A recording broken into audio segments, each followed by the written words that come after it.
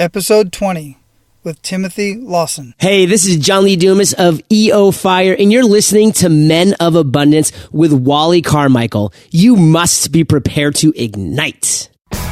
Welcome to Men of Abundance, the podcast for those looking to level up their lives by hanging out with some of the greatest leaders and established professionals in our community, living a life of integrity, honor, and the abundance mentality. Prepare to pay it forward with your host, former Army medic turned lifestyle entrepreneur, Wally Carmichael.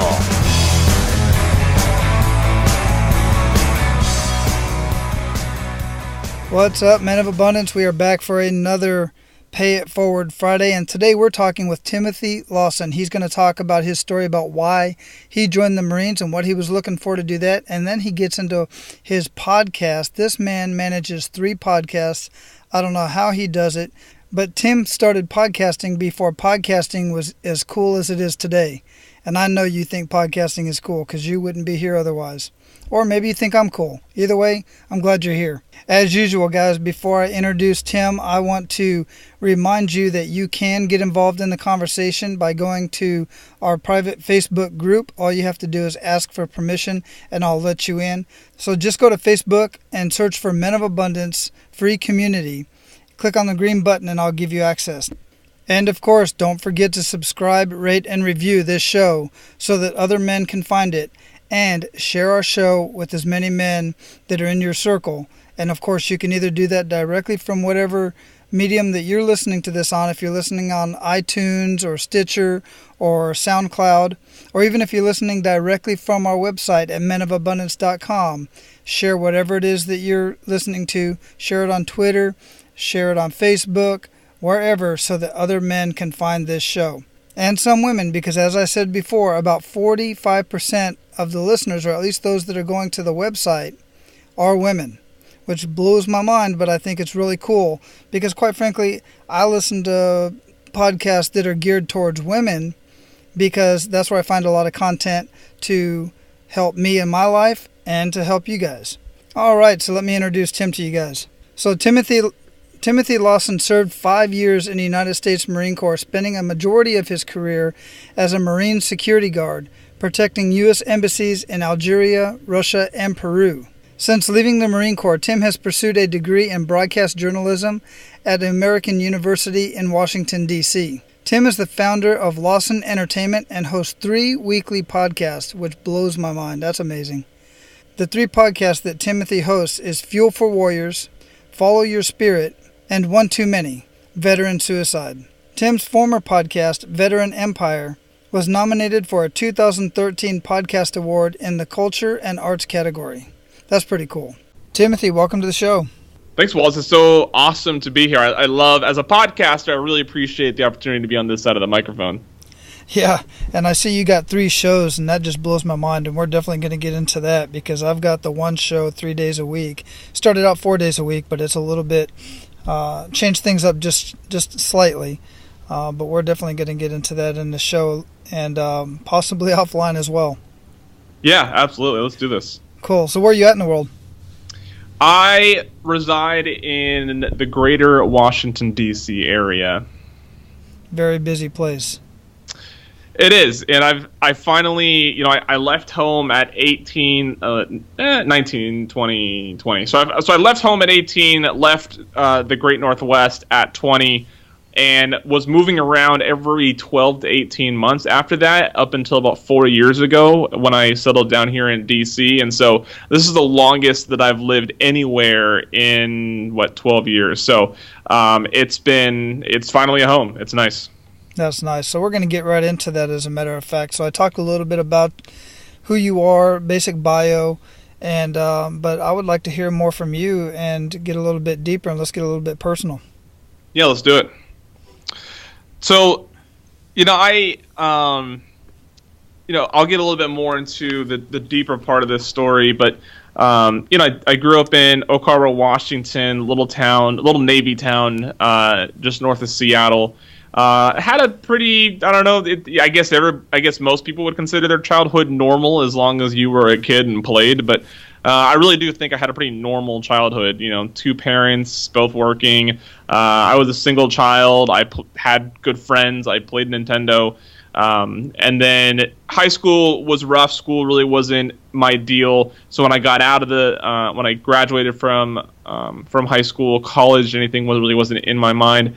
Got a job. It was a family-owned business, so I knew that there was a ceiling on where I could go. And so following that, I joined the Marine Corps.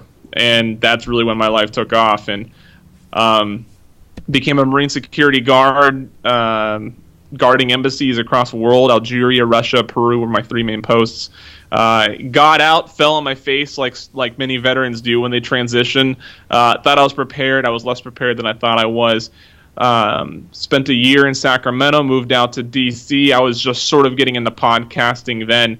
As when I made that move, I had two shows that I was doing, and I think a third that I was starting up, and started attending American University for broadcast journalism, and that was the perfect pairing of being a podcaster on my own time while studying journalism at school, and thankfully the government footed the bill with the GI Bill, and just graduated this past April, started the daytime job at the Department of Veteran Affairs, and I continue to podcast, a third that I like to say I'm still doing, but I'm not consistent with it, and so I'll give my credit for a third, but maybe it's 2.5. Oh, wow. Yeah, that's one heck of a story. So what made you go into the Marines? So this is this gets into your kick in the gut moment, if you will. I was really thinking about this, the kick in the gut moment, and then your enough is enough moment. And I was trying to find a moment in my life where those two things were correlated, right? Where there was a kick in the gut moment and then enough is enough, and how those things sort of work together. And so many parts of my life, I mean, I've hit some lows before. People that are familiar with my story would know that I have a past of suicidal behavior, and that I've been able to pull myself out of that. But even that didn't really come with like an enough is enough moment. It was just sort of this slow process into emotional health. But if I go way back to when I was a senior in high school, I was diagnosed with Hodgkin's lymphoma, which is a type of cancer. And I woke up one morning and there was a golf ball sized tumor that sort of came up from underneath my collarbone and was just sort of sitting there on my neck. And I was like, what is that? And I was touching it. It felt weird. And I looked and realized that's not on the other side. So I ran to my mom and I was like, look, I got this problem. And of course, mom goes into mom mode. Oh, it's fine. It's fine. It's probably just a cyst or something. Whatever. We'll get it taken care of. For some reason, something about my gut intuition told me that it was wrong. That something was like wrong. You went through the steps of diagnosis with the ultrasound, the biopsy, stuff like that, and then they discovered it was cancer. And they took it out of me, and this is all through my senior year of high school, and I was already behind. I wasn't even sure. Going into that school year, I had a lot of catching up to do, and now I had this to deal with as well. Chemotherapy, radiation, the whole 9 yards. Fortunately, Hodgkin's lymphoma in young males had a 95% success rate of going in the remission. So it was as far as cancer is considered, it was smooth sailing. Graduated from high school and was put in remission sort of in the same month. And, if I were to consider that sort of, not really a kick in the gut moment, but definitely like a story, I knew that it was going to be rough, that it was going to take a lot of physical and mental determination to overcome what had been dealt to me. Fortunately, the support system in my life was really great. My mom's church helped out a lot. The school was really understanding. My friends supported me the best that they could. But then, I graduated high school, I defeated cancer, and, that was it. The goal was defeat cancer and graduate high school, and those things sort of happened both at the same time. And I hadn't considered what would happen after that. And a year goes by of sort of working jobs I don't like, and then I got a job with a friend of the family's at a greenhouse that went really well. I was 19 years old and given a lot of responsibility, and the owner of the business was really impressed. But it was a family-owned business, and I knew that it wasn't. That I could only go so far in that company, and I was starting to get that itch. Like I needed something, and to sort of label this as the enough is enough moment, I realized that like defeating cancer can't be the coolest thing that I've done in my life, right? Like I can't ride the coattails of that success. I need more cool stories than that. And so I happened to be on a day trip with one of my good friends from high school. He was in the Marine Corps Reserves, and I was hearing his stories of boot camp in Iraq and stuff like that, and I was motivated. I wanted to go. I wanted to do something special, and so I talked to my recruiter. I talked to a recruiter, and I intended on originally going reserve so I could like stay home and like live that family life. Something really didn't work out with getting the job that I wanted in a reserve unit, and I was like, F it, let's just sign me up, active duty, I'm doing this. And it was probably one of the best decisions. Top 5 life decisions I've made was joining the United States Marine Corps, because from there I got to do amazing things. Well, in the military, and then of course post-military has been the government and society treats their veterans well, and it's been a nice transition regardless how rough it was at the beginning. But my veteran status is what's sort of carried a lot of the podcasts that I've had. One of the first successful podcasts that I had, so I guess it was the second one that I launched. It was for a company called Veteran Empire, and I just interviewed creative and interesting veterans that had just transitioned out of the military. And I mean, I did 100 episodes of that. We got nominated for an award at the Podcast Awards. I lost to This American Life, which I guess I really can't be too mad at. And that made me realize how powerful digital media was. And, I was podcasting before it was cool to be podcasting. There was no Podcasters Paradise. John Lee Dumas hadn't started his podcast yet. It was still a time where you had to explain to someone what a podcast was. Now you still have to explain to some people how to listen to a podcast if they're really unaware. But back then people had no idea what I was talking about, and it was cool to sort of be a part of a community and industry that was just starting to get popular. And then 5 failed podcasts and 3 successful ones later, here I am with Fuel for Warriors, Follow Your Spirit, and then the One Too Many Veteran Suicide Project. Yeah, and all great podcasts. I have kind of listened to a couple of them, and not entirely gotten really deep into them. There's a couple other podcasts, military-based, that I listen to, Veteran Entrepreneur and Veteran Resources, I've found, and I recommend that one to a lot of my veteran friends as well. Sure. Having been in the military as long as I was, and I still work I work at Triple Army Medical Center as a DoD civilian as well as GS civilian, and I just found so many resources from that.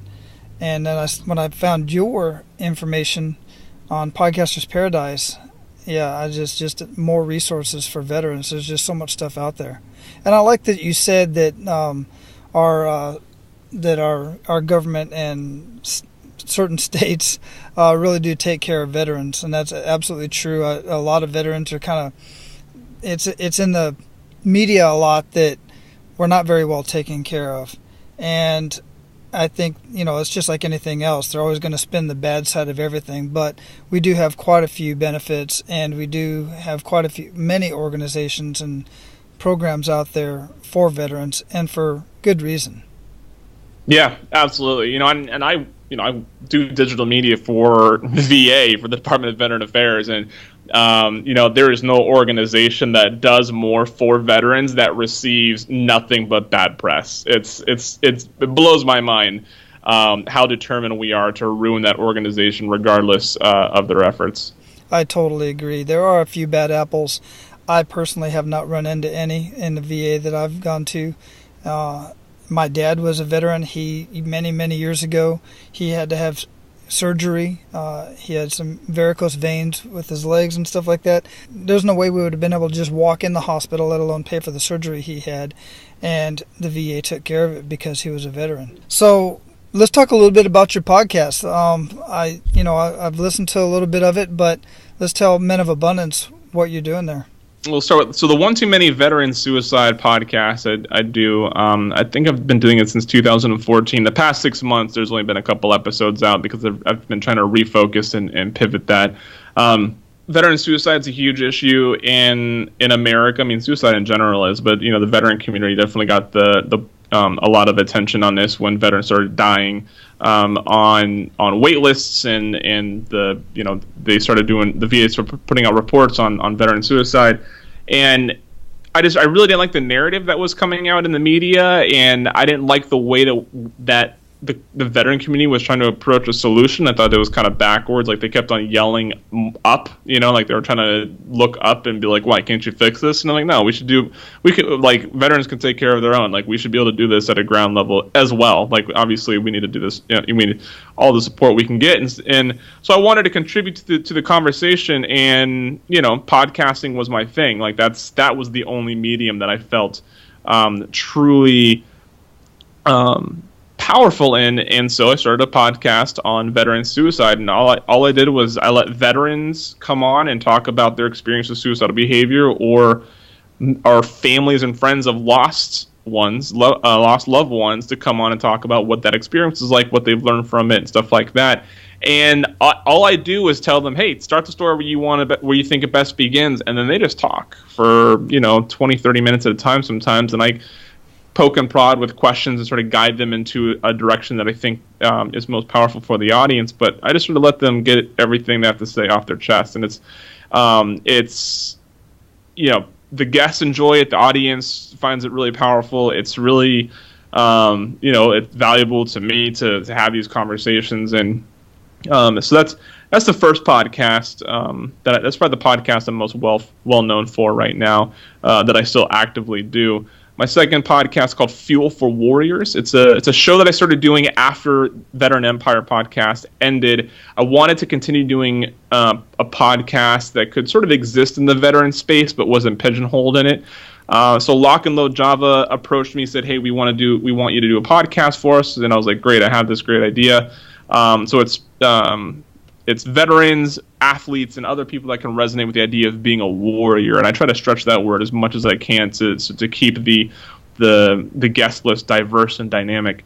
And we just talk about what it means to be a warrior, what challenges they face, what they're doing to better overcome those challenges, then what ultimately inspires them. And in the middle of all of that, we talk about their story, their project, what it is they have going on. So it's each episode has a theme and the staple questions, but they're still different in a way that they flow because each guest brings a different conversation to the show.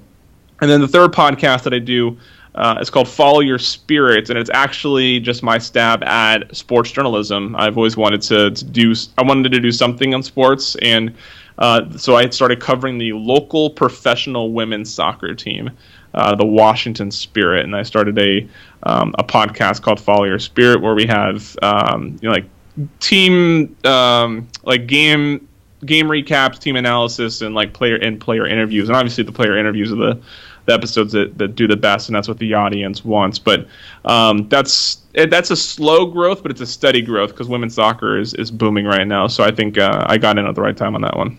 Absolutely, yeah, I think so too. So 3 podcasts. You still work full time as well? Yeah, so it's 40-hour a week job at the Department of Veteran Affairs. I'm good at doing the podcasts, right? It's the stuff, when podcasters look like, how can you do that many shows? I definitely fail in the marketing and the stuff like that. Sometimes I forget to make a social media card for an episode or something like that. So there's administrative and marketing side of this that definitely suffers from the fact that I have a few of these. But like I said, I've been podcasting since 2012.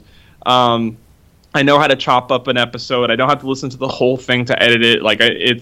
I'm much quicker than I used to be, and it's the routine of recording, editing, and publishing a podcast is second nature to me. So it's much easier for me to do.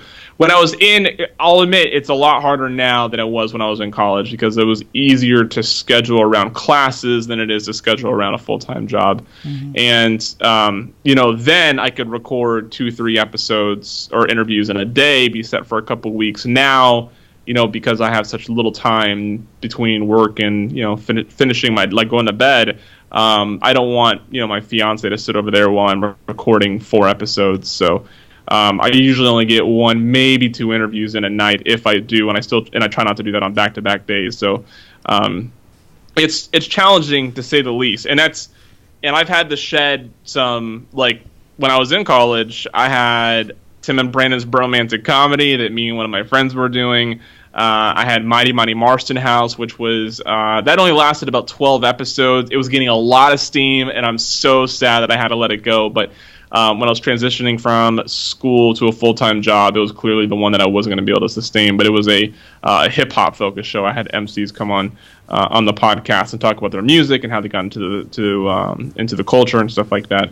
And so one thing that I'm really proud of myself is I'm not afraid to take initiative on something, and I'm not afraid to just do something and then not finish it. It's a hard thing to learn. It's hard to simultaneously be someone who's willing to take initiative on something and follow through with it, while still being okay with taking initiative and realizing it's not working and give it up. Yeah, that is very, very powerful for an entrepreneur, because most entrepreneurs and people that start certain things, they just don't know when to quit. They don't realize it's just not working out, or that's just not your genre. And that is definitely powerful for you to be able to do that. I will say, as a seasoned podcaster, I'm starting to lose interest, because podcasting has turned into the new blog. Everybody can just start one. Everybody's just doing one. In the business, I just feel like I see the same podcast over and over and over and over, and everybody's taking the John Lee Dumas model, or the Ravencraft model, or the Tim Ferriss model, the James Altucher model. Like they're looking at a podcast that they like, and they're trying to mimic it, and they just give it a different name, and they're trying to get the same guests for the same reasons, that's answering the same questions. And that's fine, but there needs to be something unique about it. And what it's doing is saturating the podcast space, and it's making it more difficult for users to find the right podcast that's going to fit their niche and going to fit their listening style. And with everybody going after the same, this is me just venting about podcasting, I apologize, but the one thing that got annoying probably about 1.5 2 years ago was everybody was having the same set of guests. Everybody was shooting for the same set of guests. John Lee Dumas, James Altucher, all a handful of huge either podcasters, entrepreneurs, business people, stuff, which is great, right? That it's name recognition. You want that sort of social proof, but they were asking them the same questions. I remember I listened to 5 John Lee Dumas episodes that are different shows that he was on, and people weren't asking him different questions. And it's if anybody's, I know it's maybe different for your audience, but if your audience is into John Lee Dumas, there's a chance that they know that they've heard him say that. And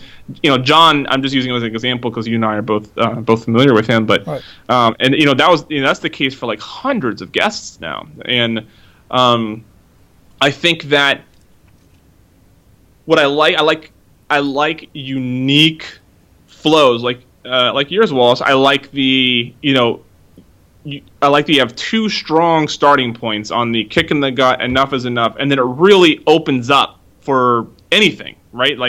I don't know if what I'm doing right now is anything that you had intended for this interview, but I just sort of took it and ran with it, right? And that's what you want your guests to be able to do. You want your guests to be able to take a couple prompts and just take it and just bring it somewhere interesting. And I think podcasting, I think too many people are looking for the perfect model, and they're not just creating their own. And it should be a blend of both. You should know what works, but then make it unique to your own.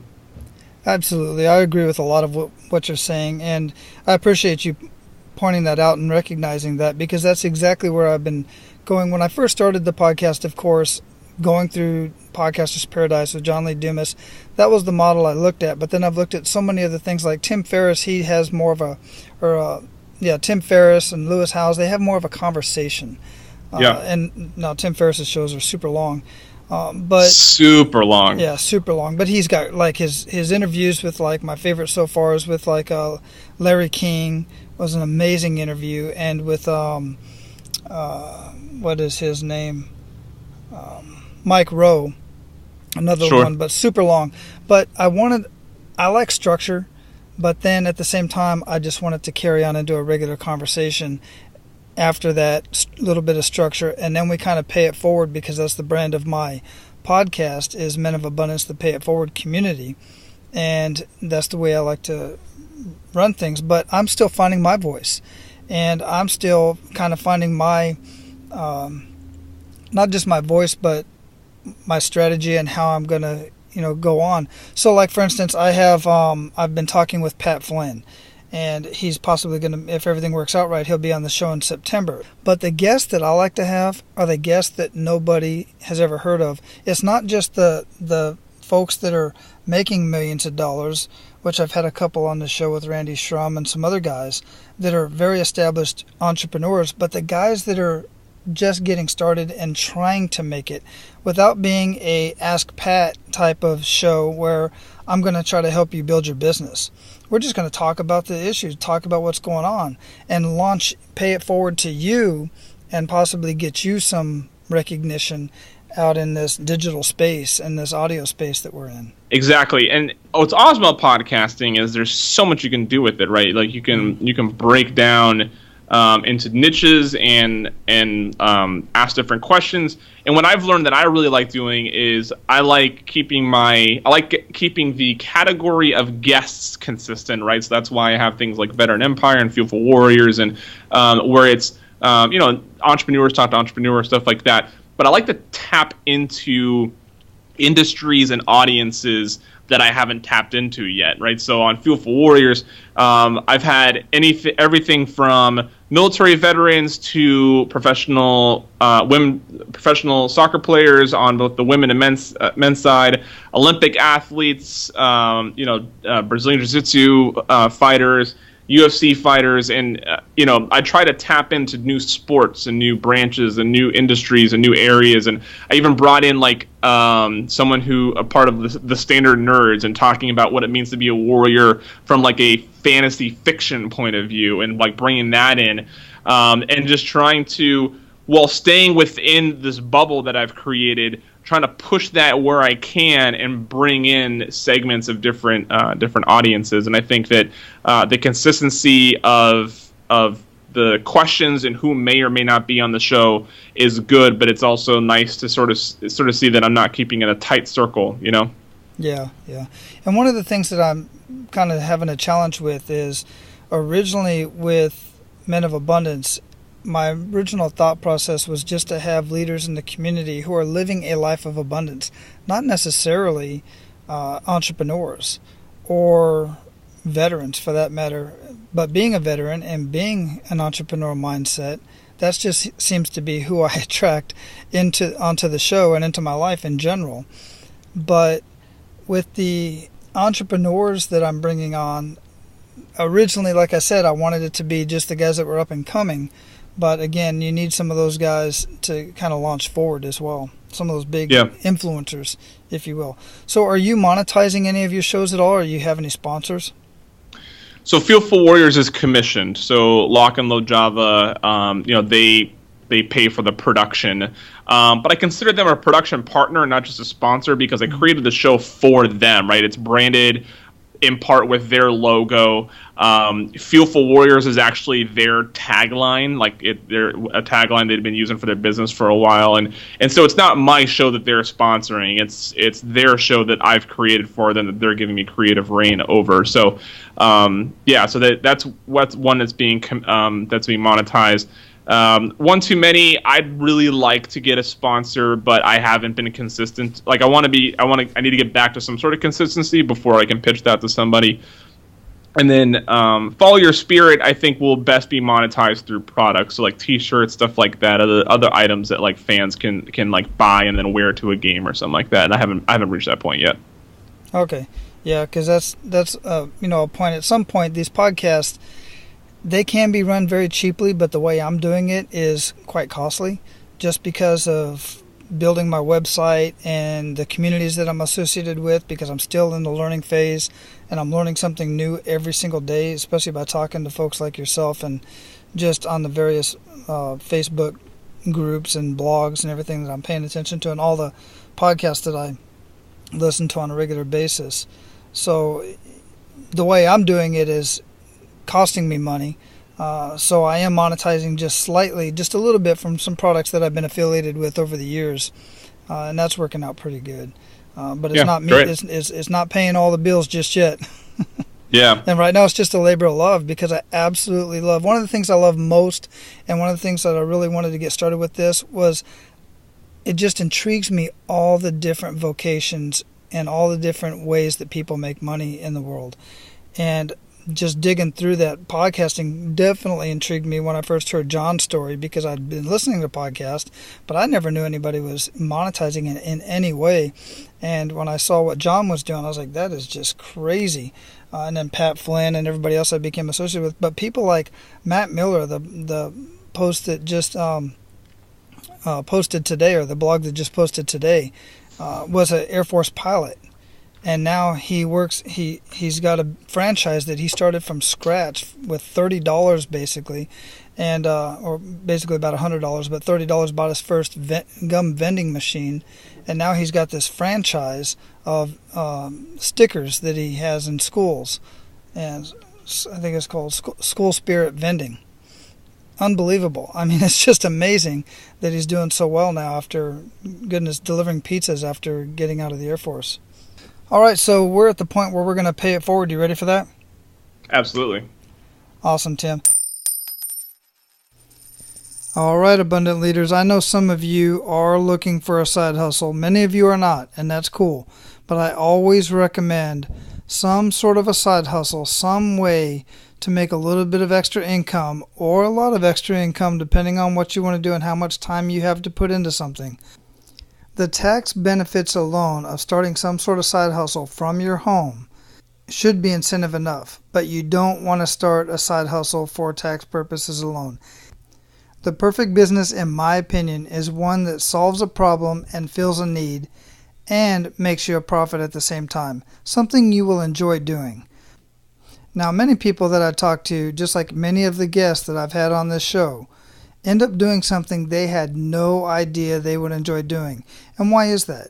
It's because they tested the waters. They did something out of the norm, and they realized, this is amazing. I never knew this opportunity was here. I'm going to follow through with this, and I'm going to find out more about it, and I'm going to learn this and master this. So I'm going to give you something that you can look at, and seriously, for a very limited time, only a couple more weeks, you will be able to get an inside look absolutely free at this brand new technology company. Now, it is a technology company. It is in the technology industry and in the travel industry, but you do not have to be technically inclined to participate and to partner with this company. So you can take it for a test drive, and the way that you can do that is to either go to the show notes of this episode or go to menofabundance.com, click on the resources tab, scroll down to side hustle, and click on the Hodo logo. That sounds funny. Click on that logo. It's going to take you to a 2.5-minute video. Watch that video and then join so that you can see if this side hustle is what you've been looking for. Now let's get back to the show.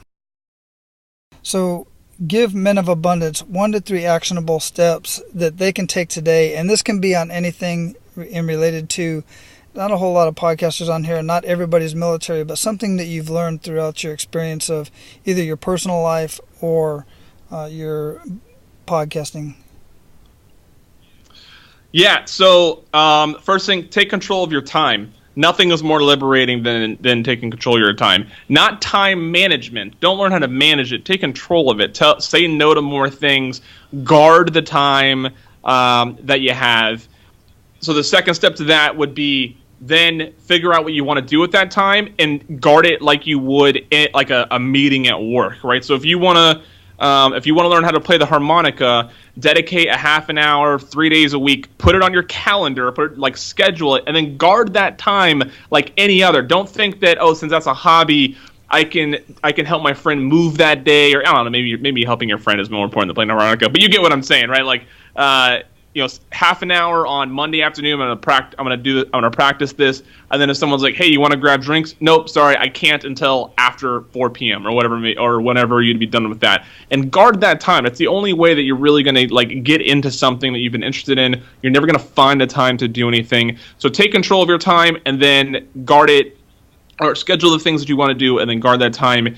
And then the third actionable thing, and like learn.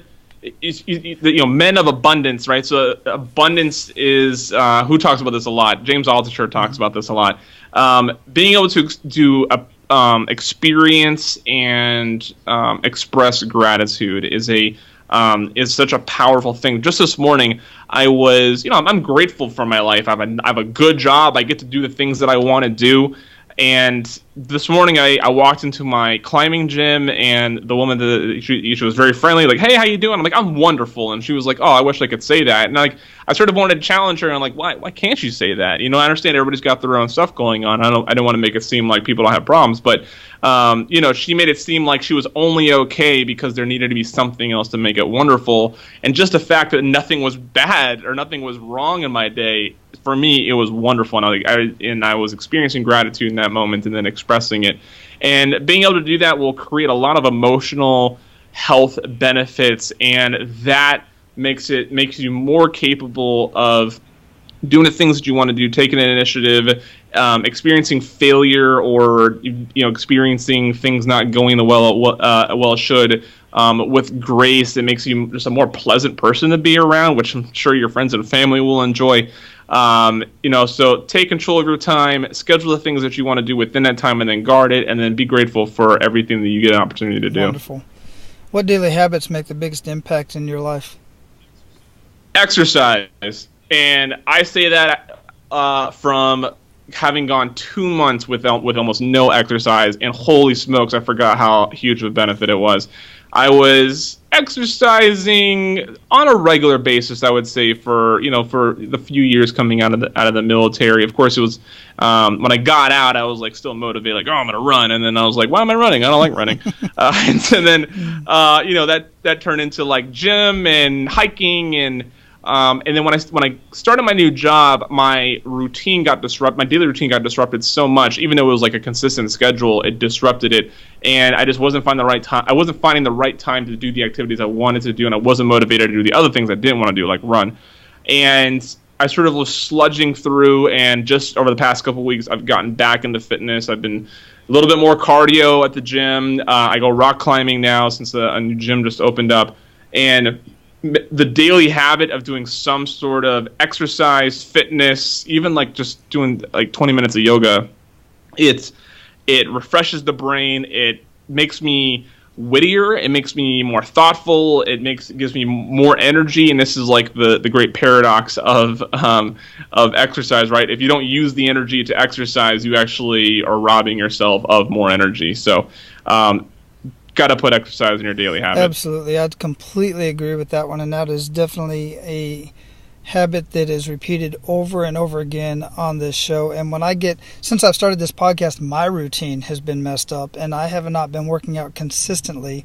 And when I don't work out for goodness, if I go 2 weeks, I'm just done. I feel the pain from the moment I wake up in my lower back. I feel the pain in all my joints, but as long as I'm moving and being active and doing something on a regular basis, then much of that aches and pains goes away. And so many people are living with these aches and pains and just thinking that's normal. And it is normal for people who are sedentary. Here's a daily habit that I'll admit that I'm struggling with. Too often when we talk about daily habits, we talk about the ones that we're doing really well. And here's a daily habit that I'm trying to implement better, and it's something that I've known about for years and still have not committed to it. I go up and down with it. Is the night before determining what needs to happen the next day. So planning my day the night before. I'm okay with that, like setting out my clothes, thinking about what I have to do. But then the next morning, starting the day, like as soon as I'm getting to work, doing the most important thing first. And that has been such the has been the biggest hurdle for me to get over. Some weeks I'm good on it, or I shouldn't say some weeks. Some days I'm good at it. Most months I'm not good at it. But it's something that if you can, in the morning, go through your morning routine, prepare for your day. If you can avoid email and social media and get onto the first important thing of your day, that thing where, and this is from Tim Ferriss's book, if you can knock out that one thing that would make you feel satisfied of your day's work, if you can do that before lunch, you've just won the day. And it is, like anybody else, I want to do the easy stuff first. I want to see if there's anything I can quickly knock out of my email. I want to think a little bit more about that important project and not just sit down and start banging it out. And there's tons of excuses to not just start doing it. And before you know it, 3 days go by and you haven't even started it. First thing in the morning, at least before you start getting into the social media and email routine, start working and complete that number one thing on your list. Yeah, you and I are on the same track with that. One of the things I've been trying to do is journal. I do my gratitude, and what I've been trying to do is incorporate my gratitude along with my journaling and just writing down. Now, I am good like you. The night before, I lay out my clothes, I look at my calendar, who do I have an interview in the morning? If so, what time, blah, blah, blah, all that type of stuff. And if I get up and I open up my phone or I open up my computer, the rest of the morning is shot. It's just done. It's shot! Yeah. Ugh, it gets me every time. It's like candy corn. Where you're like, I don't want that. And then you eat one. And you're like, why did I do that? I know I didn't want it, but now I want to have 50 more of them. And you're totally, your day is shot. It's so true. I wake up, I know I shouldn't look at my phone, but I'm going to check Twitter real quick. Forget about it. Because, you have the notifications. I shut off my Facebook notifications, but I still have, the podcast that just launched that day. Maybe a text message came in or something like that. And it's kind of hard for me because I use my phone as a light so I don't wake anybody up early in the morning because I'm up at 4:30. So I just have to look at it. But if I open it, forget about it. It's done. Because then I say, I got to respond to that. And then I got to go to the computer. And then next thing I know, I see all the Facebook numbers that are up there, 13 notifications or whatever. I'm like, ooh, what's that? My brain just can't shut that off once I open it up. So here's how I've avoided that. One, I took Facebook off my phone. That was it. Took the Facebook off. And I had to do that a couple times before I committed to it. Then I use Buffer, which is a social media scheduling tool. If I have anything that I want to post, I just put it into Buffer, and Buffer trickles it out through my day on the schedule that I've set. So then I go and I try my darndest to only go into Facebook once close to the end of my day to sort of see what people are saying, respond to some of the comments, whatever, and then boom, I'm done for the day. The next day moves on. I don't let my phone notify me about anything except for text messages and my calendar. And I think there's one other thing. Oh yeah, my parking. Otherwise, my phone's not allowed to notify me about anything. My phone is always on silent and upside. Right now, it's upside down on my table. So even if someone texted me, I wouldn't notice and I wouldn't be distracted by that. And it's just these little things that make it easier to get through a task without being distracted. And if I hear a quote that I want to share, I just go in a Buffer, I put in a Buffer, and that's it. I don't have to go to Twitter or Facebook to put it in there. I know that it's going to go out to these platforms that I intend for it to go on, but I don't have to then go in and get sucked in. How many times have you gone into Facebook to do something, and 20 minutes later you're like, why did I come to Facebook? I came in here to do something, and just because you get sidetracked. So there's Tim Lawson's secret to staying away from Facebook. Trust me, I've wanted to delete Facebook a handful of times when I realize I'm like, I need to just get rid of this. But when you're an entrepreneur, it's such a powerful marketing platform that it's impossible to get away. It absolutely is, and and let's face it, all the videos and stuff are just hilarious when you do want to actually do some downtime and connecting with high school friends and military buddies and all that kind of stuff. So, you already mentioned Tim Ferriss's book, and I'm assuming you're talking about the 4-Hour Work Week. Awesome book, by the way, and I'm going to have that one in the show notes. I highly recommend that book because it talks about much of what we were just talking about. But what other books would you suggest to men of abundance and leaders, and why? Okay, so I have a few, Absolutely. If I may. So the first one, and this is the book that I gift the most as well, It is Essentialism by Gregory McKeown. And what I love about it is straightforward on how important it is to focus on what's important. And it takes all of the things we've learned about productivity and time control and distractions. It takes the best and most powerful of those things, puts them together, and uses a lot of great business examples, but you can apply it to any part of your life. Essentialism by Gregory McKeown. It's as soon as I talk to someone, like one of my friends that I can tell could benefit from them, I give them a copy. And I always tell them, it's yours, do what you want with it. When you're done with it, you should at least pass it on. If not, keep it in your bookcase. The second one, Living Forward by Michael Hyatt. There was a co-author on that as well. I can't remember his name. Michael Hyatt's the lead author, though. This book is about life planning, and it's important because it's earlier in this year, there was a 6-week window in which I started a new job, graduated from college, and got engaged.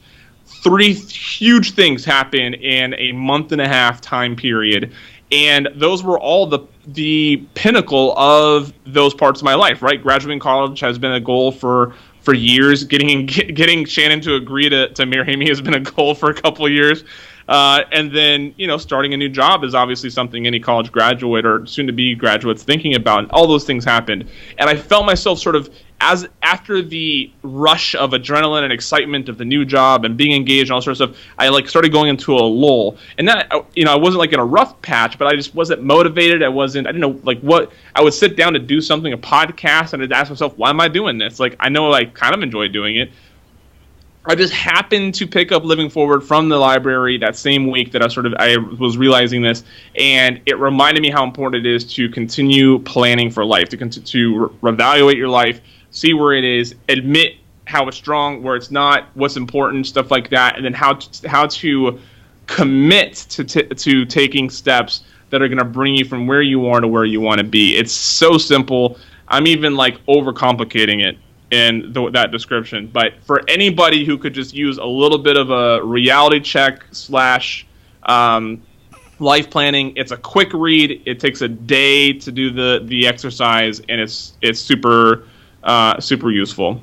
And then lastly, I can't pronounce it, Paulo Coelho, I think is the author's name, but the book is called The Alchemist, and it's a fiction book.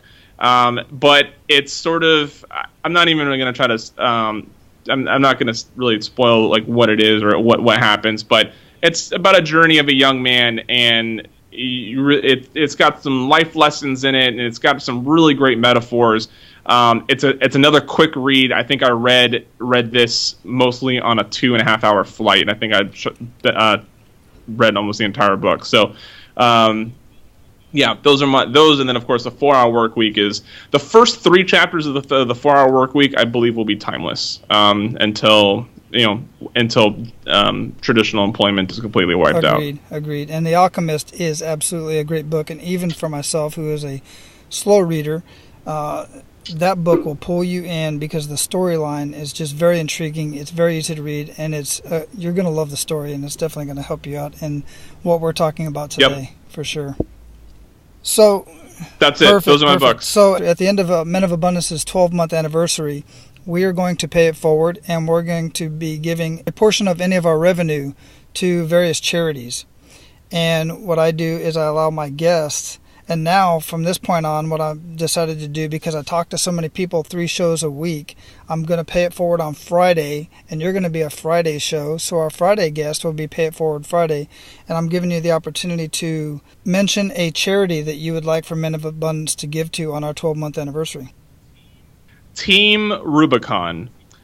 Team Rubicon is a disaster relief organization that was founded by a couple of Marines, and they pretty much gather up a bunch of volunteers, primarily military veterans, former first responders, stuff like that, and they deploy them in areas that have suffered hurricanes and tornadoes and flooding and other really bad disasters that can really cripple a community. And they just go in there, they take control, they work with the local government, and they get stuff done, right? Because that's what people of that demographic know best. And it's a great organization because not only is providing disaster relief a huge part of the global society helping each other, but it's giving veterans that struggle with purpose coming out of the military. It gives them a new purpose. It gives them a new sense of service. So not only is it benefiting the local communities that are getting the help from Team Rubicon, but it's giving the veterans and the other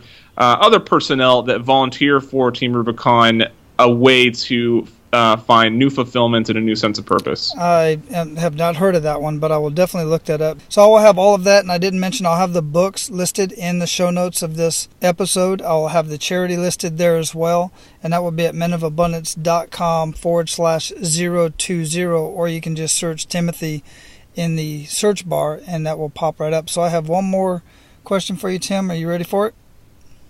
All right. Let's do it. What does living a life of abundance mean to you? It means living a life that is motivated by passion, freedom, liberty, and just general enjoyment, right? Like I think something that the entrepreneurial community has done is it's sort of, especially this solopreneur community, it's made it seem like traditional employment is like some sort of imprisonment, or that you can't really enjoy it, and that you should always be looking for something to sort of do on your own. But if you're in a life that you enjoy, if you're at a job that fulfills you, if you're not at a job that fulfills you, but you have life outside of that really that you can be grateful for and that you're really passionate about, whether it be a hobby or family or whatnot, I mean, you feel like you're living a life of abundance. You should always be looking to gain and preserve resources of all kinds. You should always be interacting with people. A gentleman gave a really powerful speech at an SP Award not too long ago, and his parting advice was every day you should find a moment that makes you laugh, find a moment that pushes you to tears, and find a moment that takes your breath away, or something like that. I should really memorize this so I can better pitch it the next time it comes up. Not every day is going to be an epiphany. Not every day is going to be, groundbreaking. Some days are going to seem monotonous and mundane.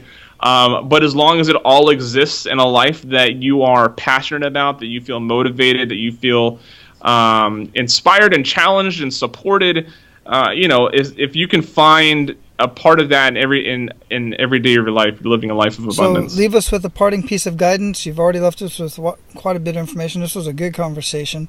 But leave us with a parting piece of guidance in any way that we can reach you, and I will certainly have your podcast in the show notes as well. Great. I can be reached probably best on Twitter at Tim Lawson 21, or if you want to email me, Lawson@LawsonEntertainment.com. I think my parting piece of guidance is, I got the job at VA because of not because that I came out of school with this degree, but because of everything I did while I was in school, the podcasting, I did a TED Talk, I did a couple of videos, I did all these other sort of things, because that's what I wanted to do, and I didn't wait for anybody's permission to do that. I didn't wait for anybody to say, hey, we want you to do this for us. I just decided I want to do this. I want to do this eventually to get paid. I just started doing it the best that I can.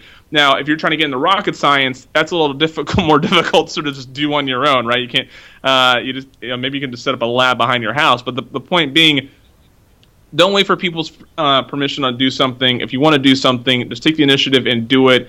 Try it and try it again. Pivot, find new ways, and continue to collaborate with other people and show them, look, I'm doing this and I'm good at doing it. And you will most likely find, where you want to be and somewhere where you can really thrive. Excellent. Do not wait for permission. I love that. Absolutely love it.